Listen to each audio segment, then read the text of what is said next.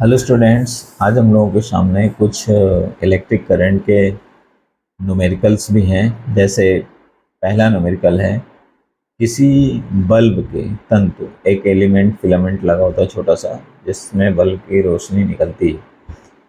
तंतु में से 0.5 एम्पियर विद्युत धारा 10 मिनट में प्रवाहित होती है, 10 मिनट तक प्रवाहित होती है। विद्युत परिपथ से प्रवाहित विद्युत आवेश का परिमाण ज्ञात कीजिए। तो अब देखिए, आई बराबर आपको दिया गया है, इसमें आई बराबर 0.5 एम्पियर। इसके बाद इसमें टी बराबर दिया गया है 10 मिनट। अब मिनट को चाहे तो सेकंड में कन्वर्ट करें तो 10 गुणे 60 कर लेंगे तो ये हो जाएगा 600 सेकंड। अब सेकंड हो गया।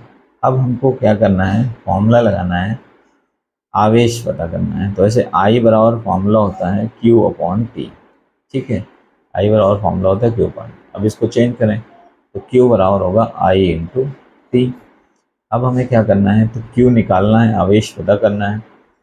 तो ये हो गया 0.5 I और ये हो जाएगा 600। ठीक है, अब इसका जब मल्टीप्लाई करेंगे, 1 2 0 और 1 इसका 0 3, एक अनुपात दशमलव लगा देंगे तो 300 कूलाम। ठीक है, तो आवेश होगा 300 कूलाम। ठीक है, आई into T ampere per second, जिसको हम लोग कूलाम कहते हैं, कूलाम। ठीक है, तो इस तरह से ये पहला न्यूमेरिकल हो गया। अगर आप लोगों को कहीं कोई प्रॉब्लम हो रही है तो आप पूछ सकते हैं। इसके बाद फिर से एक और न्यूमेरिकल लगा हुआ है, मैंने न्यूमेरिकल्स नोट किए हुए हैं, इससे आपको ध्यान रहे कि कौन सा न्यूमेरिकल कराया गया है।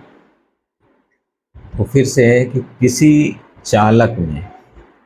चालक में प्रवाहित धारा 2 एम्पियर है तथा चालक पर उपस्थित आवेश 4 कूलाम है, तो आवेश के प्रवाह का समय। तो बहुत सिंपल सी बात है, इसमें धारा I बराबर है 2 एम्पियर। ठीक है, और आवेश Q बराबर है 4 कूलाम। ठीक है, आवेश Q बराबर है 4 कूलाम। ठीक, तो अब हम लोगों को क्या करना है, समय क्या करना है। तो फिर I बराबर Q अपॉन टी और Q बराबर I इंटू टी, तो T बराबर Q अपॉन आई। ठीक है, इतना हो गया। अब समय निकालना है, ये 4 है, ये 2 है, तो डिवाइड करिए तो आ जाएगा 2 सेकंड।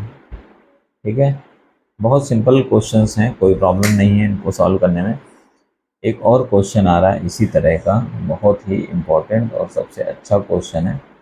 इसमें दिया गया है कि विद्युत चालक में 1.0 एम्पियर की विद्युत धारा बह रही है, यानी I बराबर 1.0 एम्पियर।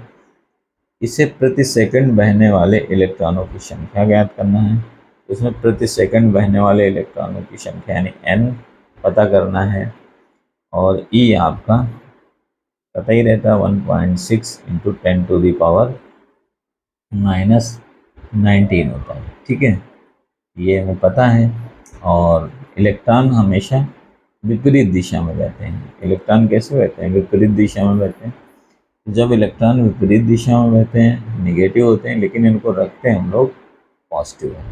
तो अब यहाँ पर फॉर्मूला क्या है, N बराबर, ठीक है, सबसे पहले तो हम इसमें फॉर्मूला लगाएंगे Q बराबर I इंटू टी। ठीक है, इसमें सबसे पहला I गिवन है, T 1.0 सेकेंड गिवन है, तो Q बराबर I इंटू टी लगाएंगे। सबसे पहले Q बराबर I इंटू टी।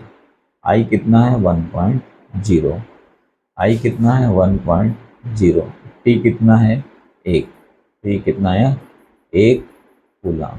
ठीक है, ये आ गया 1 कूलाम। अब फॉर्मूला क्या होता है, Q बराबर एन ई। ठीक है, N बराबर Q अपॉन ई, Q बराबर एन ई, तो N बराबर Q अपॉन ई।